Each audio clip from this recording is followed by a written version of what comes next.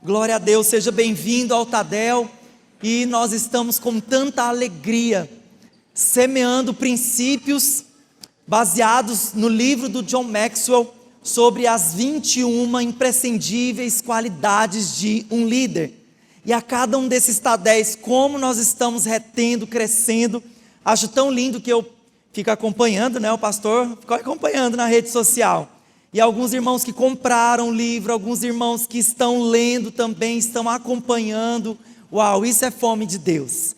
Isso é vontade mesmo de crescer, de se aprofundar. Então eu queria que você desse uma palma, né, para Jesus, para você que é tão dedicado a Jesus e tem essa fome por aprender da presença dele. Amém? Então o tema de hoje é a nossa terceira lei, chamada de comprometimento. Essa qualidade imprescindível que você já tem. Diga assim comigo: eu sou muito compromissado. Amém? Vamos lá de novo, com fé agora? Eu sou muito compromissado. Glória a Deus. Então olha só essa frase do Stephen Gregg. O Stephen Gregg disse o seguinte: as pessoas não seguem líderes descompromissados. O comprometimento pode ser demonstrado de várias formas, inclusive pelo número de horas que você quer investir no trabalho, pelo seu esforço em melhorar as suas habilidades, ou o que você faz em favor dos seus colegas de trabalho à custa do sacrifício pessoal. Então eu queria contar para vocês uma história aqui do Maxwell. Ele foi numa difícil viagem para a Itália e juntamente com a sua esposa, eles foram visitar alguns museus, né? Você sabe que a Europa, ela é o berço do renascentismo, né, professora de história? A Europa, né, ela tem tantas belas obras de arte, né, a pintura, da escultura e tal. E o Maxwell ficou muito tocado com a história do Michelangelo. Até o Michelangelo, né, que começou sendo um escultor. Então, algumas obras, aquelas obras que a gente nem pode mostrar aqui na igreja, né? Umas obras de uns homens nus assim, de umas mulheres nuas, né? Mas ele se especializou tanto sendo um excelente esculpidor dessas obras. Então, aos 21 anos, ele era já perito nessa área. E aí, vendo essas obras, né, maravilhosas, né, que ele tinha, o Papa da época chamou ele para esculpir a pretexto, a início, mas eles mudaram no rumo ali da história o que ele iria fazer. Desafiaram ele, porque como ele era tão perito naquilo que ele fazia, falaram assim: Michelangelo, que não é o Michelangelo lá das Tartarugas Ninja, ok? Tá bom? Então é Michelangelo. Então, Michelangelo, pinte para nós, né? Nós queremos te entregar algumas cenas bíblicas para você fazer uma arte aqui em uma das nossas igrejas. E o Michelangelo, que era apaixonado pela área da escultura, ele topou o desafio. Os seus rivais, né? Sempre temos pessoas rivais, invejosos, né? Os rivais botaram fé: vai mesmo, Michelangelo, embarca mesmo para a área da pintura, para ver se, né, o que vai sair. E gente, o Michelangelo, ele realmente topou aquele desafio. Não era ofício dele, mas ele era um artista. E aí, a história dele conta, né, e por que chamou tanta atenção do Maxwell? Porque o Michelangelo, ele desenhou, né, uma cena, né, que representava os 12 apóstolos, e não somente essa cena, mas de mais de 400 figuras e 9 cenas do livro lá de Gênesis. E aí, pode colocar a foto aí da Capela Sistina, né? Olha aí, Tadel é cultura também, né? Cultura religiosa. Então, olha só, essa foi a obra que a princípio um escultor fez agora como pintor. Gente, ele disse que foram 4 anos. Quem aqui já foi lá? Deixa eu ver os abençoados de Jesus, né? Quem já foi visitar, né? Minha mãe foi lá na Europa e viu, né, assim, umas obras de arte assim. E aí diz que ele teve para fazer no teto, né? Você tem que fazer deitado. E diz que prejudicou muito a visão dele, até mesmo essa coisa de pintar deitado no teto. Mas olha o efeito disso. Diz que existia um Michelangelo antes e um Michelangelo depois, porque artisticamente essa obra dele provocou um novo tempo na área da pintura. E olha que interessante, né? Procuraram ele para falar assim: Michelangelo, você diz que lá no cantinho da igreja, ele fez com tanto detalhe, num canto assim mais escuro, né? Vamos supor que é nesse canto aqui. E aí o Michelangelo explicou por que num canto escuro ele também deu o seu melhor, que ele poderia ter falado: ninguém vai ver mesmo, vou fazer um X aqui, um Z, ninguém vai ver. Mas olha o que ele falou: Deus vai ver, Deus verá. Então Michelangelo, o comprometimento dele com aquilo que ele assumiu, né, com a escolha, né, com o chamado ali, né, o trabalho que deram para ele, o comprometimento dele foi tão relevante, né, que as obras dele, depois logicamente ele foi chamado para fazer um monte de obras, porque ele marcou e artistas começaram a mudar o estilo deles por causa daquilo que Michelangelo fez. Então, todo grande líder, ele deve ser provido dessa qualidade: comprometimento. Diga assim comigo: comprometimento. O Ed McElroy, ele diz o seguinte sobre o comprometimento também: o comportamento nos dá uma nova força. Não importa o que nos sobrevenha, doença, pobreza ou desastre, nunca desviamos os olhos de nosso objetivo. Então, o comprometido, ele está fixo no seu alvo. Então, para cada pessoa, o comprometimento pode ser visto de formas diferentes. Por exemplo, para um boxeador, né, pode ser se levantar cada vez que ele cai no chão, né, Wellington? Que é o nosso faixa preta aqui lá no Xing Xiling Ling. Para um maratonista, cadê os maratonistas aqui? Vai lá, Tyler, Douglas, me ajuda aqui, Senhor, meu tecladista maravilhoso ali, aleluia, Danilo, né? Correr mais de 16 quilômetros quando as forças, né, já se acabam, comprometimento.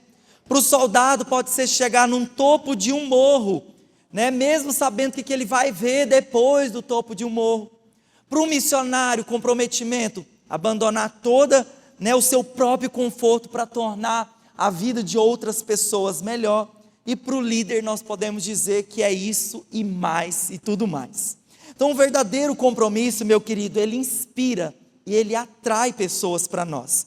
Tem uma lei que diz que é a lei da aceitação, que ela diz que primeiro as pessoas aceitam o líder e depois elas compram a causa, né? Porque vem o comprometimento, vem os planos daquele líder. E na primeira lei que eu compartilhei do caráter, eu vi e vejo em Neemias muitas características. Na verdade, o Neemias é um líder, né? Um livro de liderança. E também na vida do Neemias eu notei alguns traços de comprometimento. Então, abra sua Bíblia comigo, lá em Neemias, capítulo 2, no versículo 4 ao versículo 5. Muito obrigado. O pastor já esgotou a voz dele na primeira. Neemias capítulo 2, versículo 4. Então nós vamos ver aqui a natureza do comprometimento. O primeiro ponto da natureza do comprometimento. O comprometimento começa no coração. Diga assim comigo: o comprometimento começa no coração. Olha o que aconteceu com Neemias. Então orei ao Deus dos céus e respondi ao rei: se for do agrado do rei, e se o seu servo puder contar com a sua benevolência, que ele me deixe ir à cidade onde os meus pais estão enterrados em Judá, para que eu possa reconstruí-la. O comprometimento de Neemias começou quando ele viu a situação de Jerusalém, que os muros estavam caídos, o povo estava passando por uma situação humilhante e difícil, e ele, no seu coração, se comprometeu em ajudar, se comprometeu em participar, se comprometeu em envolver com aquela obra. Então começou no coração dele, e tudo começa no nosso coração, quando você de fato toma a decisão de se envolver e de concretizar esse envolvimento através do comprometimento. E nós fazemos muita diferença na vida das pessoas, quando de fato nós olhamos em primeiro lugar para o nosso coração e colocamos isso em prática, ajudando as pessoas através do comprometimento. Então, o primeiro ponto, o comprometimento começa no coração. Em segundo lugar, o comprometimento ele é provado pela ação. Então diga assim comigo, vamos ler o segundo ponto. O comprometimento é provado pela ação. Então, o Neemias não só viu a situação, não só sentiu, não só trouxe para o coração dele para participar, mas ele também agiu. Olha só Neemias 2,17. Então eu lhes disse, vejam a situação terrível em que estamos. Jerusalém está em ruínas e as suas portas foram destruídas pelo fogo. Venham, vamos reconstruir, diga assim comigo, venham. Vamos reconstruir os muros de Jerusalém, para que não fiquemos mais nessa situação humilhante. Então ele ouviu, ele sentiu, ele deu a sua palavra e ele se comprometeu com ação. Ou seja, realmente aquilo que ele falou, ele colocou em prática, dizendo, venham, vamos nos envolver com essa causa. Então, falar que você é comprometido é uma coisa. Fazer de fato, demonstrar com ações o seu comprometimento é outra completamente diferente. Então o que vai medir o seu compromisso, meu querido, é a ação. O que mede o comprometimento é a ação. Então assim, nós sabemos, quando você assume um life group, você, teoricamente, você passou por alguns cursos. Você fez o Estação DNA, você fez o Nova Criatura, você tem um discipulador, você fez o Expresso 1, que fala de discipulado, você fez o Expresso 2, que fala dos compromissos e o porquê lideramos um life group. Então quando você se compromete e faz todos esses cursos, então você sabe como líder, quais vão ser os compromissos que você terá. Então você sabe que como líder, você deve ser discipulado, para retransmitir os valores do reino, ser um fazedor de discípulos. Como líder, a presença no Tadel não é uma opção. Então vou falar isso com muito amor e carinho de novo. A presença no Tadel não é uma opção. Esse aqui, gente, é a nossa reunião dos nossos soldados de elite. É aqui que nós estamos passando essas ferramentas que te encorajam, que te estimulam. Aqui você ouve o seu líder, você fala, você está aprendendo com os outros. Você está recebendo realmente ferramentas para encorajar a sua liderança. Então, o Tadel não é uma opção. Tadel é um comando. Posso ouvir um amém? Amém. Você pode, lógico, meu líder, olha, hoje eu tenho um compromisso assim, assado, tudo bem, de vez em quando, nossa liderança é flexível, mas sua presença no Tadel não pode ser uma vez a cada semestre. Você precisa estar aqui, é aqui que sua liderança é refinada. Então você, quando fez esses cursos, você se comprometeu com o pastor Eibe, pastora Rebeca, com o pastor Willy? Não, você se comprometeu com Jesus. E como? Então assim, olha gente, quando eu fui diversas vezes já a Santarém. Todas as vezes que eu ia a Santarém, eu sentava para ouvir as ministrações, para beber. Quando chegava lá em Santarém, eu ia na biblioteca. Gente, eu comprei do meu bolso todos os livros de discipulado, liderança.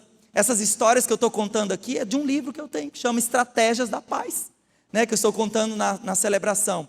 Então eu investi, me comprometi em receber, em crescer, em estar mesmo avançando, em estar recebendo vida de Deus. Então você, líder, você precisa estar comprometido com isso a ponto de durante a sua semana, eu estou ouvindo uma mensagem na internet do pastor Eibe, pastor Jackson, lá em Curitiba, Você está crescendo nessa área, comprando livros, se especializando. Isso fala de comprometimento. Posso ouvir um amém? Então o Arthur Gordon, ele diz, não há nada mais fácil do que proferir palavras. Não há nada mais difícil do que vivê-las dia após dia. Então olha só essa história que conta um juiz que nos Estados Unidos parece que tem eleição para ser juiz, né? E o juiz ganhou e ele foi agradecer as pessoas que participaram daquele processo. E ele disse: olha, eu gostaria de agradecer as 424 pessoas que prometeram votar em mim. E eu também gostaria de agradecer as 300 dessas 424, as 316 pessoas que disseram que votariam em mim. E eu gostaria de também agradecer as 47 pessoas que vieram votar. E das 47 que vieram votar, agradeço as 26 pessoas que realmente votaram em mim. Ou seja, tem peso a sua palavra, tem peso o seu compromisso. Então a pergunta para nós aqui: como você se sai quando trata de realizar o que você se comprometeu a fazer? Como você sai? Como você está fazendo isso? Então, em segundo lugar, o compromisso fala da ação. E o terceiro lugar, o compromisso abre a porta da conquista. Neemias 6, 15 e 16. O muro ficou pronto no 25º dia de Elul, em 52 dias. Quando todos os nossos inimigos souberam disso, todas as nações vizinhas ficaram atemorizadas e com orgulho ferido, pois perceberam que essa obra havia sido executada com a ajuda do nosso Deus. Gente, registra o que eu estou falando para você. Toda obra, tudo que você intentar fazer, haverá oposição, haverá resistência, mesmo dentro da igreja, mesmo na célula. Tem alguns líderes que viram para mim e falam assim: pastor, não acredito que aquele irmão, ele ofende, aquele irmão, ele é tão difícil, aquele irmão resiste tanto a gente. Parece que não é crente não, né? E realmente, gente, tanto lá fora como aqui dentro nós vamos sofrer resistências. Então, medos por dentro, resistências por fora, coisas que acontecem dentro de nós e coisas também, influências externas. Então aqui na obra de Neemias, Deus deu um chamado, ele se comprometeu com o seu coração, ele colocou em prática a sua missão, e para que ele conquistasse, ele realmente empenhou muito trabalho, e no meio desse trabalho houve muitas resistências, ele foi intimidado, eles falaram: vocês não vão conseguir essa obra, e o Neemias permaneceu orando, permaneceu confiando em Deus, confiando nas promessas. E esse texto diz, né, que é algo assim tão incrível. A Bíblia conta, e a história conta, que os muros de Jerusalém passavam como se fossem carros de boi por cima do muro. E a Bíblia fala que os muros estavam destruídos. E foi realmente um milagre, em 52 dias, eles reconstruírem aqueles muros. Por que aconteceu isso? Porque ele estava comprometido com Deus, né? E comprometido, e fez realmente algo que fizesse a diferença. Então, é fato, meu querido, haverão resistências, haverá muito trabalho, mas prossiga, persista, você vai conquistar, amém? Sua célula vai se multiplicar, né? Vai acontecer em nome de Jesus. Posso ouvir um amém? Então, que tipo de pessoa você é com respeito à questão do comprometimento? Vou citar 4 tipos de pessoa. Então, o primeiro perfil, perfil do evasivo. O evasivo, ele fala de pessoas que não têm objetivo nenhum e que não se compromete com nada. Ai, pastor, na minha célula tem só gente que não quer compromisso com nada. É o evasivo. Olha o segundo perfil de pessoas, o reticente. O reticente é aquela pessoa que ela não sabe se ela pode alcançar os seus objetivos, e aí, por medo de se comprometer, ela não faz nada. O reticente, né? Pontinho, pontinho, pontinho, não sei da minha vida. Não sei se caso ou se compra uma bicicleta. E em terceiro lugar, os desistentes, que são pessoas que realmente partem em direção ao objetivo, mas nessa caminhada, quando a oposição se levanta, eles desistem. Eles olham para o tamanho da cara do gigante e desistem no meio do caminho. E os totalizadores, então veja aqui só totalizador, porque o totalizador é aquela pessoa que define o objetivo, que assume aquele compromisso e paga o preço que for preciso para alcançar esse compromisso. Posso ouvir um amém? Então diga para a pessoa que está do seu lado, fala assim: meu irmão, você é muito comprometido. Você é totalizador. Você fala, sua palavra tem peso e você cumpre. Então que tipo de pessoa você é? Você tem assumido, atingido essas metas, esses objetivos? Você já alcançou tudo aquilo que você acha capaz de atingir? As pessoas, elas acreditam em você e elas te seguem de forma disponível, pronta. Então talvez se a resposta para uma dessas perguntas: ah, pastor, ainda não atingi a meta, eu ainda não alcancei tudo, então talvez algumas áreas que você vai precisar corrigir vai estar nessa qualidade de comprometimento. Então olha só, para a gente reforçar, para nós entendermos, para melhorar o nosso comprometimento, o que nós vamos precisar fazer. Em primeiro lugar, você precisa medir seu juízo de si mesmo, medir o seu compromisso. E sabe como você mede o seu compromisso? Através de duas coisas. Você vai olhar a sua agenda e você vai olhar onde você tem investido os seus recursos. Então, na sua agenda, o que é que você ocupa mais tempo fazendo? E o extrato do seu cartão de crédito ou da sua conta bancária, onde é que você mais tem investido? Então, para você se medir, para você se julgar e trazer uma reflexão, o que é você mais tem? Por isso que eu falei para você, então, durante a minha vida, eu tenho feito esse esforço para na área onde eu preciso crescer, eu investir. Ah, pastor, eu pago 150, 200 reais de streaming. Isso vai falar muito o lugar onde você quer chegar. Paga HBO, paga Netflix, Disney, e a gente fica ocupando o nosso tempo tudo com essas coisas. Agora, se sua agenda e seus recursos estão focados: não, vou fazer um curso para melhorar meu ofício. Hoje é dia de rede ministerial, de reuniões ministeriais.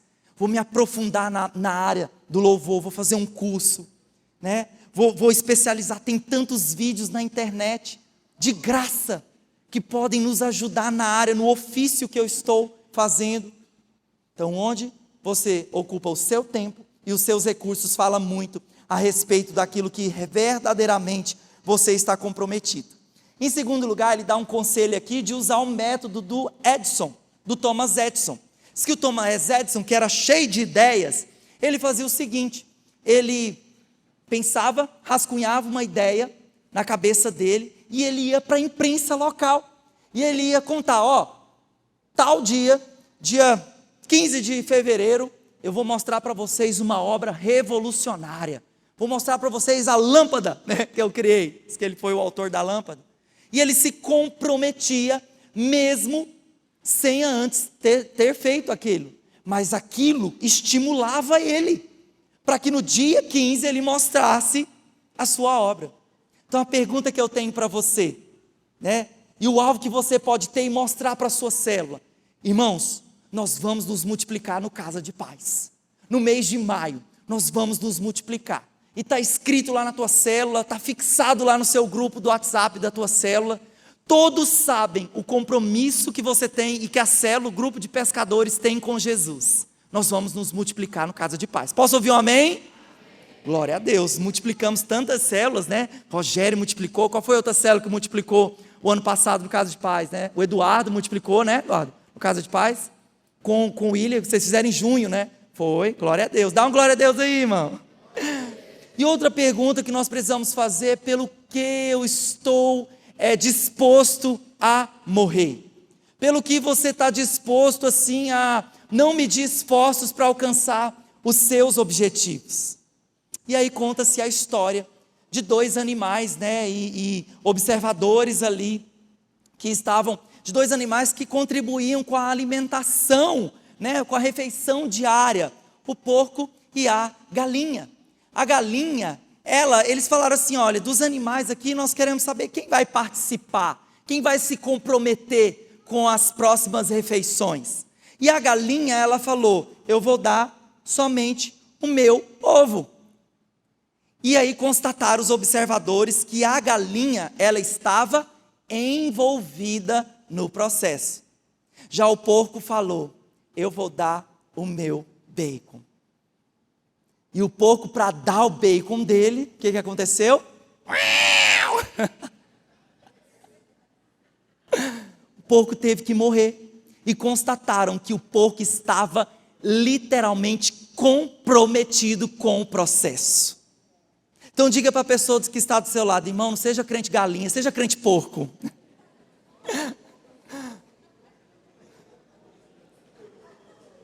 Seja um crente envolvido, não só envolvido, totalmente comprometido a ponto de dar a sua própria vida. Amém? Posso ouvir um amém?